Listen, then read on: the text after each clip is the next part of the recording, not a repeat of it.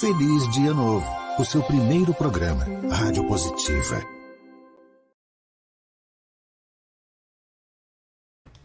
Diálogo nutritivo hoje aqui, conversa com quem tem o que dizer de bom.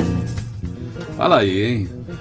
Quantos cachorrinhos você teve desde a sua infância, hein? Gatinhos ou outros bichinhos aí, hein? Pois é, hein? A nossa vida afetiva é tão dependente, é tão construída a partir desses animais que a gente chama domésticos, né? Já fazem parte da família. Você entra no elevador, filhinho, quietinho, calma, que já vai chegar o térreo, né? As pessoas conversam, entendem, parece que tem uma língua, alguém que traduz, quer dizer, a importância dos animais. E pela primeira vez aqui no programa, com tantas entrevistas, até me pedir desculpa aqui pela falha, né? A gente já fala sempre de medicina, de saúde e de tudo, e nunca falei com algum especialista, um veterinário, alguém que cuida da saúde desses animais domésticos, que fazem parte dessa saúde emocional de tantas pessoas. E eu tenho o prazer de receber hoje aqui o professor Dr. Gustavo Nogueira, médico veterinário formado pela Universidade de São Paulo, mestre em clínica cirúrgica veterinária, também pela USP, considerado um dos maiores cirurgiões de pet de alta complexidade, tem uma vasta experiência, tanto na prática clínica quanto na área acadêmica, além de ser um gestor hospitalar de destaque. Professor Gustavo, seja bem-vindo, feliz dia novo aqui no seu primeiro programa, prazer te receber aqui. Muito bom dia, Irineu, obrigado por me receber aqui. E tô super feliz para falar desse assunto que eu gosto tanto, que é a medicina veterinária. Pois é, eu fico imaginando, né? Assim, sempre tive crianças em volta, filho, agora netos, né? E a ligação com eles. Toda criança, quando ela começa a se encantar com o animal, descobre que existe um cuidado, ela diz que vai ser veterinária, que vai ser médica de... Você aconteceu isso também? Quando você era pequena, que você despertou esse cuidado em relação aos pets? Foi exatamente isso, desde pequenininho, desde criança, que tinha os cachorrinhos em casa, e eu olhava e falava assim, bom, eu quero cuidar desses bichinhos. E não mudei de ideia, não. Me mantive firme nessa ideia e foi passando ensino médio. Eu fui estudando a fundo biologia, que é uma área muito importante, né? E aí chegou lá na frente, na hora do vestibular, foi a veterinária a escolha. Pois é, a gente sabe que a veterinária, assim como as outras áreas, né, da medicina humana mesmo, né, abrange muita coisa, né? Tudo que a gente fala de pecuária tem a ver com veterinária. Eu especialmente estudei durante um tempo, não na veterinária, mas passei por ali em Botucatu, onde eu comecei na comunicação, que tem uma importante faculdade da USP. Não sei se você passou por lá também, ou como é que você conta pra gente dessa sua formação de USP aí, como é que foi esse seu caminho por escolher assim com precisão mesmo. Você é um grande cirurgião hoje de pet. Como é que foi esse despertar e essa sua passagem acadêmica e a sua presença ainda, porque você continua professor, né? Sim, então, na medicina veterinária, como você falou, existe diversas áreas de atuação, né? Então, eu acabei optando por ir para a clínica e cirurgia de pequenos animais, dos pets, mas tem hoje em dia veterinário que participa muito ativamente da área da pecuária, a parte do agro também tem muito veterinário, hoje tem veterinário trabalhando com perícia, então é muito amplo. Mas no meu caso foi isso, então eu acabei desde criança optando por ser veterinário. Chegou na época do vestibular, eu acabei prestando USP aqui em São Paulo, prestei Botucatu, passei nos dois e optei por ficar em São Paulo mesmo. Durante o curso de veterinária, eu acabei, por volta do quarto período, surgiu um estágio em cirurgia e foi aí que meus olhinhos brilharam. Eu falei, encontrei a área que eu quero trabalhar para o resto da minha vida. E desde então eu venho investindo nessa área eu tive uma formação um pouco diferente na cirurgia, porque eu, à época, queria operar coração, não existia ninguém na veterinária que operasse coração, então eu fui procurar o pessoal lá do INCOR, na medicina, para ver se me ensinavam a operar coração, e bem acolhido esse período. E meu aprendizado em cirurgia começou com eles, lá no INCOR, em cirurgia cardíaca. E passado isso, eu acabei fazendo um mestrado também em cirurgia, aí já pensando na área acadêmica, e finalizado a defesa desse mestrado, então desde então eu venho trabalhando, dividindo a academia com a prática clínica e cirúrgica em hospitais. Bom, vamos falar dessa prática clínica, que isso aí acho que é muito curioso, né? Que quando a gente tem um ente querido, uma família, um familiar que vai passar por uma cirurgia, é uma atenção, é na sala de espera, é a ligação. Bom, os pets ganharam um espaço emocional na família, e claro que quem tem esse cuidado de levar para um veterinário, detecta lá um problema, vai para uma cirurgia, como é que é a atenção como é que é lidar primeiro com o paciente, né, que vai para uma cirurgia, que é o cachorro, o gato, sei lá, os pequenos animais que você lida, mas lidar com essa tensão externa dos papais e as mamães dos pets, hein? Com os irmãozinhos dos pets, né? Como é que é isso? Sim, são momentos bastante humanos, tensos. Né? Sim, são momentos bastante tensos mesmo. E a gente tem que ter, nós veterinários, um preparo emocional para lidar com isso, né? Porque lidar com a tensão da família, eu digo que a gente tem que ter a humanidade de ser empático com aquele momento da família, mas ao mesmo tempo se desligar e não entrar no mesmo nível de estresse, porque nós, como profissionais, não podemos passar por isso, né? Então a gente tem que ter esses dois lados muito bem definidos. Eu digo que com o tempo a gente aprende a ligar e desligar um botãozinho aqui na cabeça, que enquanto estamos com a família a gente deixa ligado toda a parte emocional, e quando a gente entra no centro cirúrgico tem que desligar e ficar 100% racional, porque lá a gente tem que estar preparado para lidar com qualquer tipo de urgência, de emergência, de intercorrência. Então, estou num centro cirúrgico, é possível ocorrer uma intercorrência. Eu já tenho que ter montado na minha cabeça o plano A, que seria fazer a cirurgia sem intercorrência, mas tem que ter plano B, plano C, para poder lidar com tudo aquilo. Então, são momentos bastante tensos mesmo para todos, para a família e para o profissional.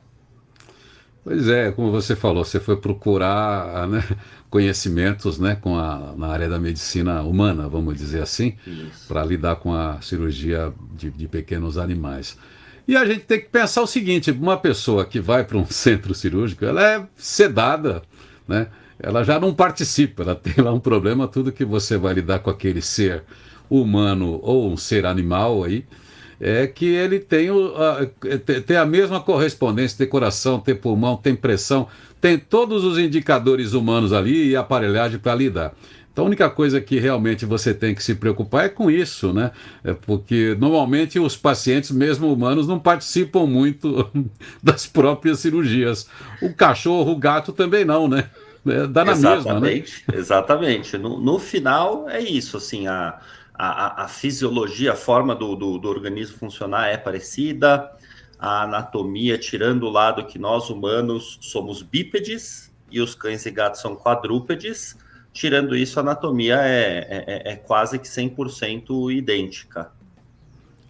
E você vai parar na cirurgia, então quando a gente vê uma pessoa da família na cirurgia, você, mas ele come demais, ele bebe demais, ele tem uma vida desregrada, essa doença que ele tem foi ele mesmo que atraiu.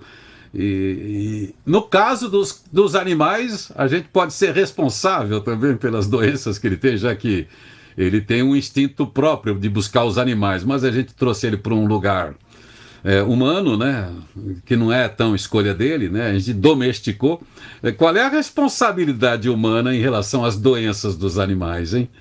Eu diria que um pouco mais do que 100%, né, porque eu sempre brinco, às vezes, com alguns tutores de animais que trazem e tentam se esquivar dessa responsabilidade. Eu tento falar, às vezes, com esse bom humor, né, para tentar lidar com a situação um pouquinho de uma forma mais leve. Eu falo assim, olha, eu tenho certeza que o seu cachorro, o seu gato ainda não aprendeu a abrir o armário nem a geladeira e pegar as coisas. Se bem que teve uma vez que me falou, mas eu já vi vídeo na internet de cachorro e gato abrindo geladeira. Mas são as exceções.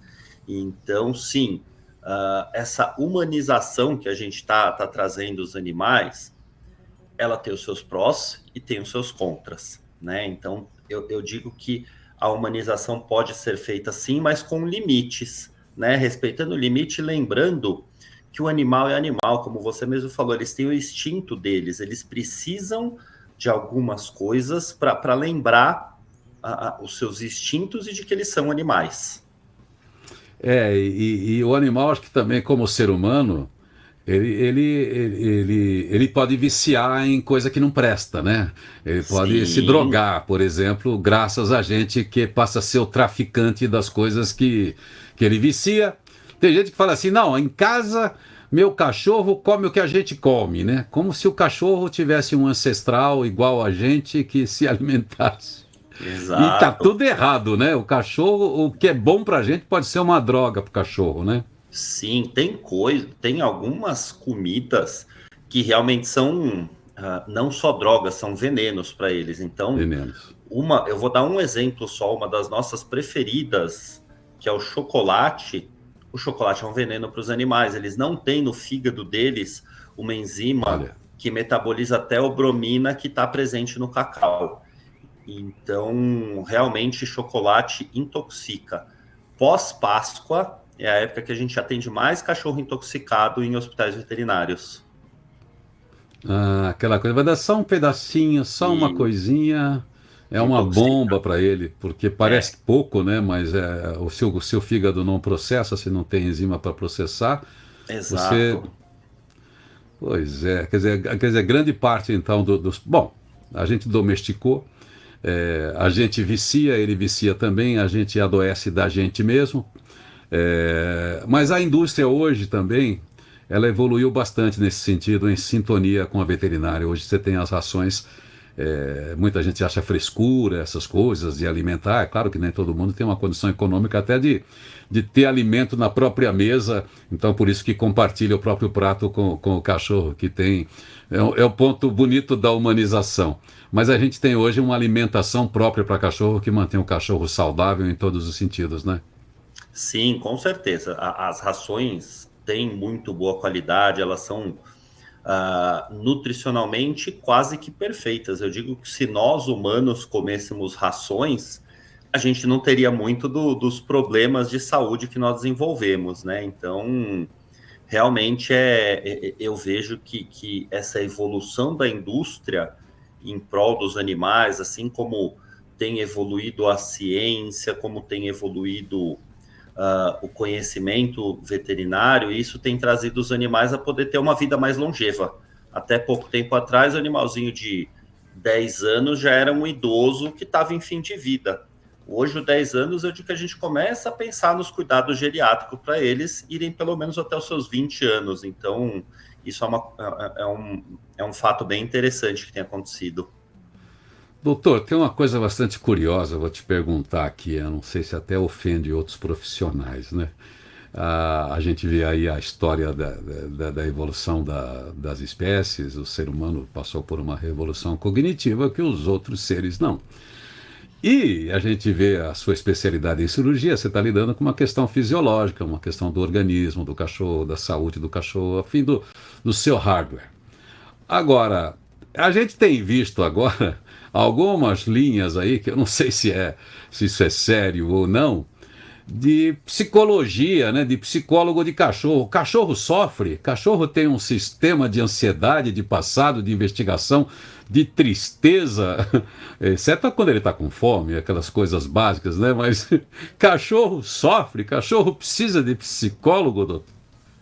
Olha, eu vou te dizer que hoje em dia, com o nível de humanização, sim, precisa, né? É, Então, eles acabam fugindo tanto da sua essência, fugindo tanto das suas necessidades instintivas, que sim, eles vão acabar sofrendo ansiedade, depressão, e uma das linhas na medicina veterinária que tem crescido mais ultimamente é essa linha que a gente chama de cuidados com o comportamento animal, né? Tá. Então ainda não vem sendo chamado exatamente de falar, vamos fazer psicologia com eles, mas assim, tratar do comportamento deles, que é basicamente a mesma coisa, né? Então, eu digo que se o animal tivesse na natureza como ele estava acostumado há alguns séculos atrás, eles não teriam esse problema, mas a humanização trouxe, sim, esses mesmos problemas do humano, né?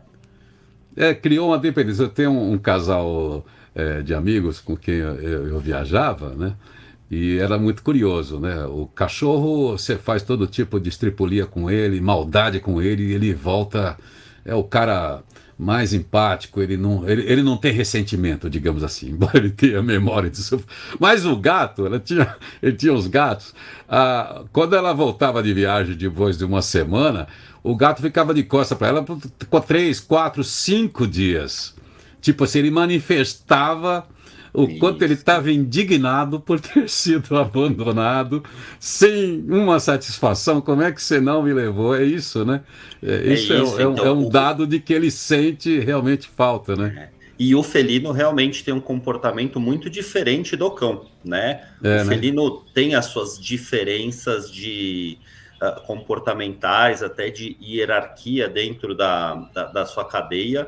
Então, enquanto o cão é aquele animal que é mais de seguir realmente o seu bando, o gato, ele tende a querer sempre ser o líder do bando. E quando falamos em bando, nós começamos a fazer parte desse bando. E aí o gato fala, eu preciso ser o líder, inclusive, desse humano. Pois é, o gato quer mandar. É muito curioso, né, observar as reações e o comportamento dos animais. Se a gente tivesse a tolerância com o humano que a gente tem com o animal, né, de estudar e respeitar, né, porque claro que tem as domas, né, tem domas muito amar, né, enfim, tem toda essa, não sei como é que chama essa doma de animal, como é que chama? Adestramento. Adestramento, A doma é mais para cavalos, né? Mas é tão bonito, né? Como o ser humano às vezes vai criando uma linguagem de entendimento, né? Para ensinamento, para educação daquele animal, ou não sei se é educação, ou para estabelecer uma ética de convívio, né?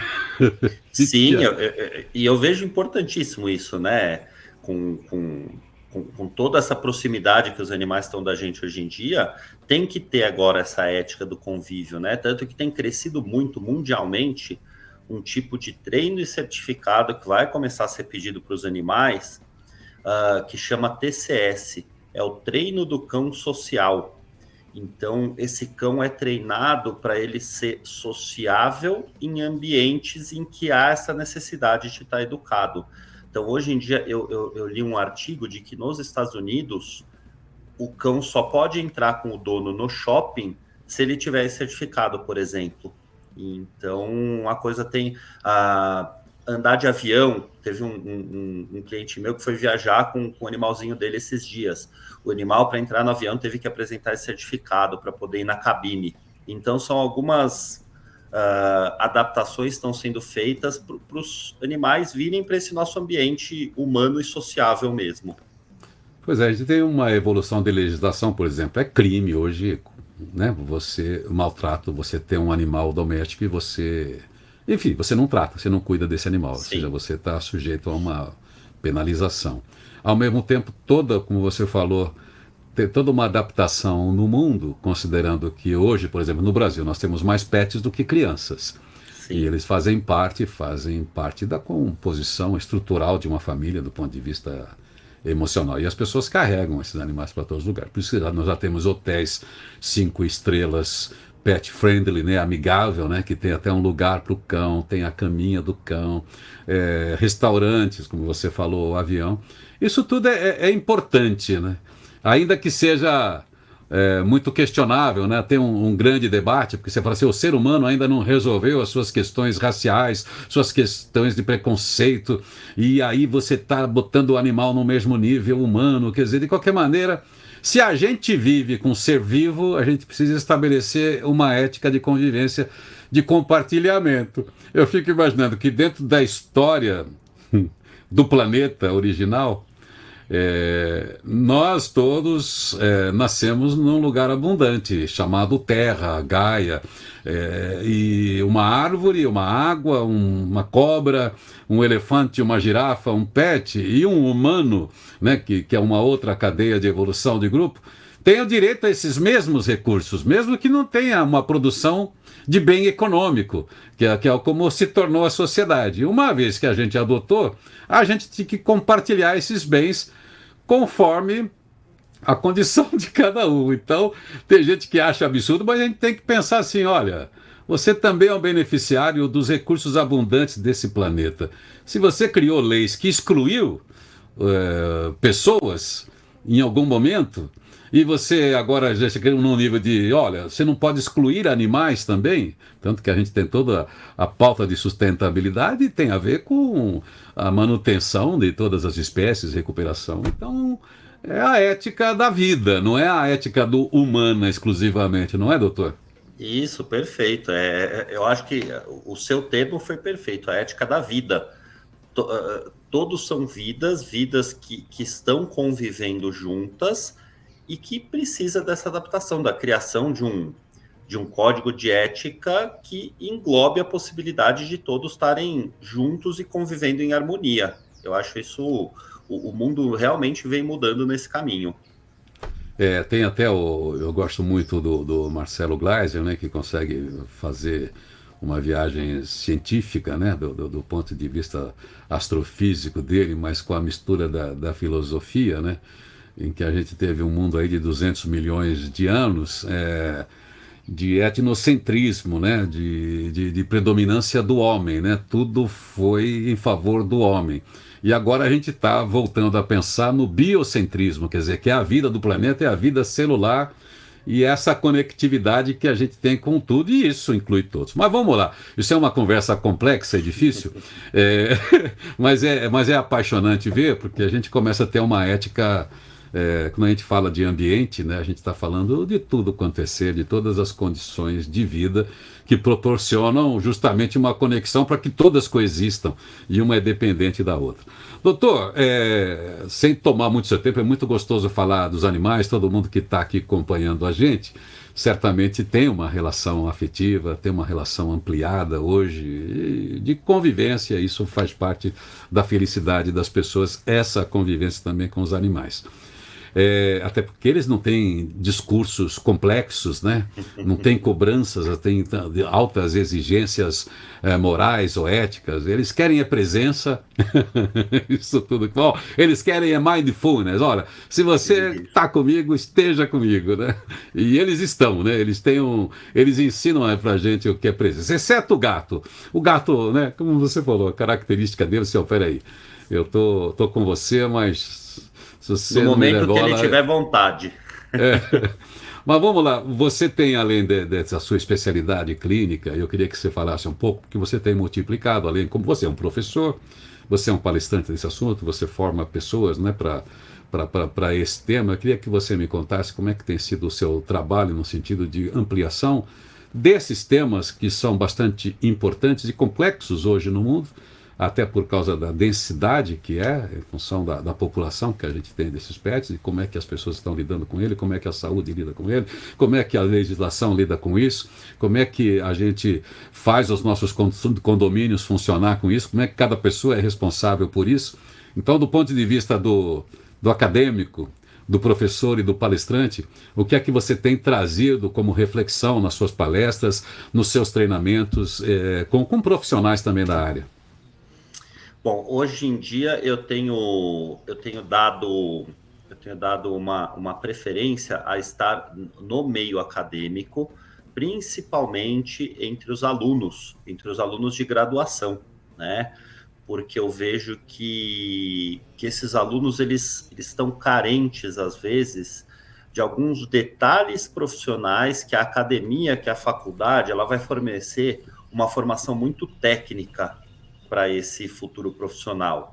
E às vezes, por falta até de tempo, de carga horária, não se consegue falar sobre uma parte mais aplicada, sobre até uma parte mais humana, mas uma parte principalmente de convivência, de saber que a gente não trabalha sozinho, né? Então, eu tenho estado muito em semanas acadêmicas, em grupos de estudo acadêmicos de graduação, falando com esses meninos e dando essa noção do mercado veterinário, mas não só da parte técnica. Eu tenho buscado trazer uma formação um pouco mais ampla, um pouco mais humana, inclusive, né? Então, hoje em dia, eu tenho... antigamente, na década passada, eu estava muito presente em congressos da área. O congresso é realmente muito técnico. E hoje em dia eu tenho percebido essa necessidade de sair um pouquinho do técnico, que a formação técnica a faculdade dá para esses meninos. Então, eles precisam de algo um pouquinho diferente, algo um pouquinho além.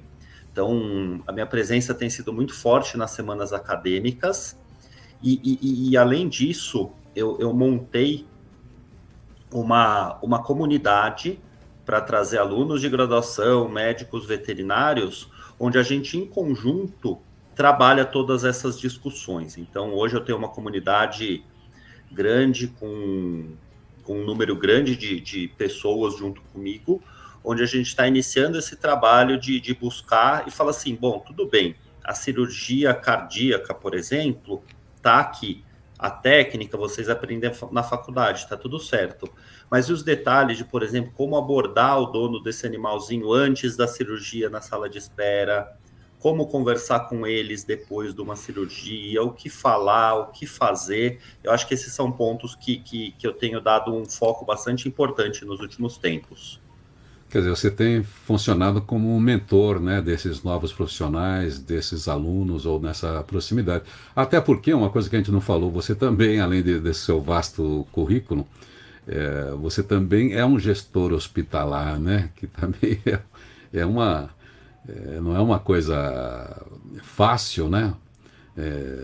Em qualquer gestão tem os problemas de uma gestão, mas você tem uma gestão relacionada à medicina animal, isso tem uma complexidade também que está se criando essa cultura no Brasil, né? Sim, no Brasil tem crescido o número de hospitais veterinários, e não só o número de hospitais, o número de excelentes hospitais veterinários. Isso é uma coisa interessante, muitos investidores vindo da medicina humana, eles estão trazendo seus investimentos, investindo na medicina veterinária. Tem 2 grandes redes de hospitais hoje em dia aqui em São Paulo, que estão circulando para o Brasil, que são de propriedade de antigos donos de hospitais humanos, né? E eles viram hoje em dia na medicina veterinária esse crescimento e essa chance de conseguir bons investimentos nisso, né? E aí essa parte, a função do gestor nisso tudo é super importante, porque num grande hospital, a cara do gestor não vai aparecer, mas o treinamento que ele dá para a sua equipe, que é aquela linha de frente que está ali, é essencial, né? Então, eu preciso fazer com que o veterinário da minha equipe ele seja bem visto pelo dono do animalzinho, para que lá nos bastidores, com toda a tecnologia, com tudo que a gente tem em mãos, a gente possa fazer o nosso trabalho tranquilo. Agora, não vamos entrar nesse assunto aqui, porque vai longe, a gente tem uma deficiência em relação à saúde no Brasil, né? A gente sabe a importância do SUS, né? E quanto ao mesmo tempo, é tão importante dos sistemas, uma das redes públicas mais importantes, maiores do mundo, ao mesmo tempo como ele deixa a desejar por causa do tamanho das demandas. Se a gente pensar num sistema público de tratamento para animal, quer dizer, nós vamos levar alguns governos para ter isso. Por enquanto a gente depende de redes particulares, né, para ter o atendimento a animal. A gente não sei, existe algum sistema público já funcionando no Brasil para atendimento animal, professor? Existe. eu não lembro exatamente questão de tempo, mas deve ter por volta de uns 7, 8 anos que foi fundado em São Paulo o primeiro hospital veterinário público, e isso tem se tornado uma tendência. Tá? Então, hoje eu vejo em várias cidades que estão lançando seus hospitais veterinários públicos. Então, como você falou, é uma questão que é um pouquinho mais ampla, né? Porque existe a discussão de se o SUS está carente de recursos, como é que estão mandando recursos para montar hospitais veterinários. Mas, enfim, hoje em dia as pessoas não têm somente acesso às redes particulares. Então, hoje em dia já existe esse atendimento público para os animais. Acredito eu que com os mesmos prós e os mesmos contras que a gente vê no SUS hoje em dia. Pois é, estou conversando aqui com o doutor Gustavo Nogueira, professor, doutor, cirurgião, gestor, palestrante da área veterinária, especialmente de pequenos animais, os animais domésticos. Doutor, para encerrar, me fala onde é que as pessoas te encontram, seja para uma palestra, para um curso ou para uma mentoria, não sei, publicações suas, onde é que a gente vê tem um acesso ao seu currículo, né? Porque aqui numa uma conversa eu prefiro levar para a conversa esse seu conhecimento que você compartilha aqui, mas como é que as pessoas te acham? É claro que um Google do professor, doutor Gustavo Nogueira, é fácil, mas seu nome deve ter alguns iguais por aí. Como é que é mais fácil para as pessoas te acharem e acessarem aí? Vamos lá, na parte acadêmica, o currículo Lattes é o nosso currículo acadêmico, né? Então, o meu currículo Lattes, o link dele é muito complicado, mas ele tem, logo na página inicial do meu site, que é gustavonogueira.vet.br, tem um link que leva ao meu currículo Lattes, e lá tem todo esse meu histórico acadêmico. Bom, vou botar o link aqui embaixo também, presta atenção, vai continuar falando. Certo, perfeito. Fora isso, eu tenho produzido conteúdo em redes sociais, conteúdo relacionado a cuidados com os pets, a assuntos relacionados aos pets, que é no Instagram, @prof. Gustavo Nogueira, e no TikTok também. Então eu tenho feito. E por último, eu lancei um podcast no YouTube, onde eu estou conversando com pessoas do meio veterinário, e isso também está no meu canal do YouTube. Para facilitar as pessoas, do meu site, o gustavonogueira.vet.br, tem link para todas essas redes sociais.